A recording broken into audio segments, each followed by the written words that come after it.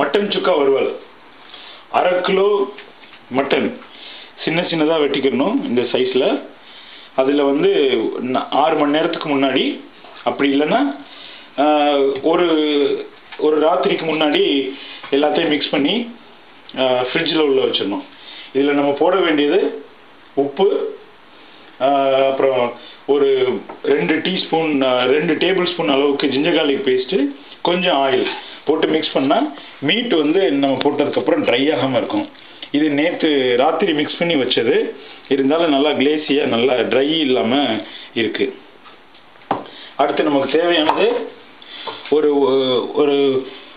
1.5 medium size ஆனியனாக இருந்தால் 1.5 வெங்காயம், பெருசாக இருந்ததுன்னா 1 வெங்காயம், ஒரு 6-7 பூண்டு, அப்புறம் ஒரு 4 பச்சை மிளகா, அப்புறம் 5 வத்தல். இதில் வந்து அந்த அளவுக்கு தகுந்த மாதிரி நமக்கு எந்த அளவுக்கு ஸ்பைசி வேணுமோ அந்த அளவுக்கு போட்டுக்கணும். ஏன்னா இதுக்கப்புறம் நம்ம சில்லி பவுடரும் யூஸ் பண்ணுவோம், மிளகாத்தூளும் யூஸ் பண்ணுவோம்.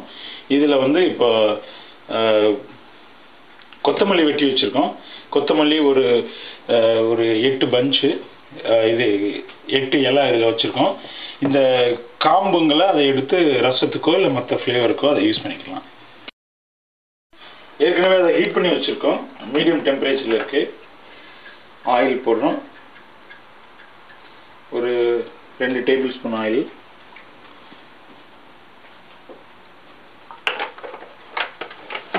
அப்புறம் நம்மக்கிட்ட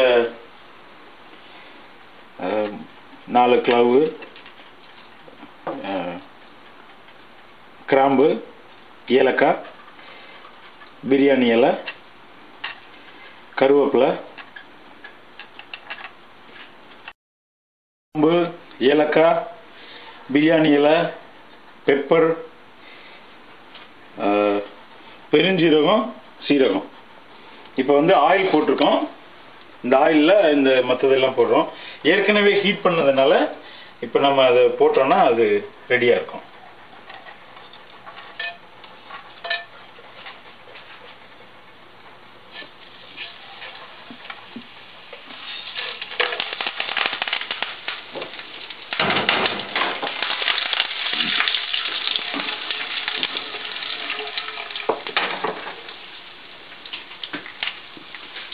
இப்போ அந்த நம்ம வத்தலையும் அந்த வரமிளகாவை இதில் சேர்க்குறோம்.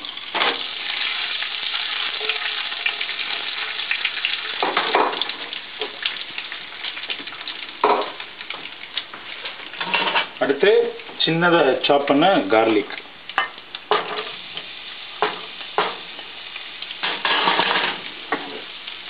கார்லிக் அந்த மீட்டோட ஃப்ளேவரை வந்து ப்ரிசர்வ் பண்ணி இது டோட்டலாக எல்லாம் போடும்போது நல்ல ஃப்ளேவர் இருக்கும் இந்த மட்டனில். கொஞ்சம் கார்லிக் நல்லா வதங்கினதுக்கப்புறம் நம்ம இந்த பச்சை மிளகாவையும் அதில் ஆட் பண்ணுவோம். பொன்னிறமானதுக்கப்புறம் இந்த பூண்டு பொன்னிறமானதுக்கப்புறம் இப்போ அந்த சாப் பண்ண பச்சை மிளகாவை அதில் ஆட் பண்ணுவோம். அந்த கலர் உங்களுக்கு தெரியும்னு நினைக்கிறேன்.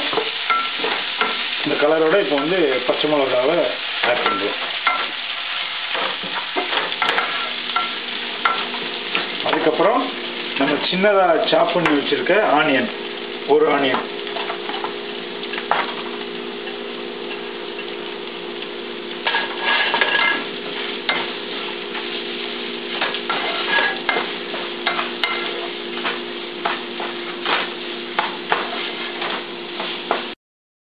மிக்ஸ் பண்ணியிருக்கிறத நம்ம வந்து இப்படி இடையில இப்போ இந்த மாதிரி மிக்ஸ் பண்ணும்போது கிராஜுவலாக எல்லா இடமும் நல்லா குக் ஆகி நல்ல ஃப்ளேவரோடு இருக்கும்.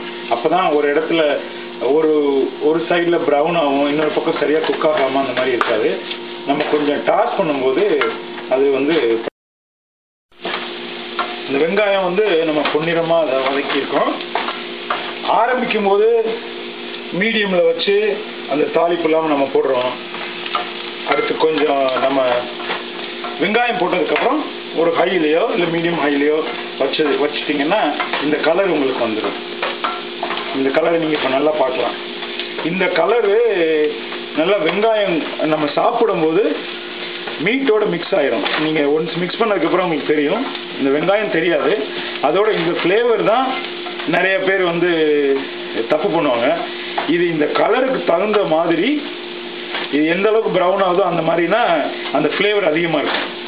நம்ம சீக்கிரம் சமைக்கணுங்கிறதுக்காக சில நேரத்தில் நம்ம அந்த கலர் வராமலே விட்டுருவோம். அந்த பொன்னிறம் அப்படின்னு நம்ம எல்லா இடத்துலையும் நம்ம கேள்விப்படுறதுல ரொம்ப ஃப்ளேவர் இருக்குது. இது எந்த அளவுக்கு அது ரொம்ப கருகவும் செய்யக்கூடாது. ஏன்னா நம்ம அந்தளவுக்கு கிராஜுவலாக நம்ம மிக்ஸ் பண்ணுறோம், இடையில டாஸ் பண்ணிவிட்டு நம்ம ப்ராப்பராக மிக்ஸ் பண்ணுறதுனால அது வந்து கருகாது. பட் ஃப்ளேவர் மட்டும் நமக்கு வரும். இப்போ இந்த மாதிரி கலர் கொஞ்சம் இந்த பொன்னிறத்துலேருந்து கொஞ்சம் ப்ரௌன் ஆனதுக்கப்புறம் இதை வந்து நம்ம இதை தனியாக எடுத்து வச்சிடறோம். ஒரு பவுலில், நல்ல ஒரு சூடு தாங்கக்கூடிய ஒரு பவுலில் வந்து அதை எடுத்து வச்சுட்டு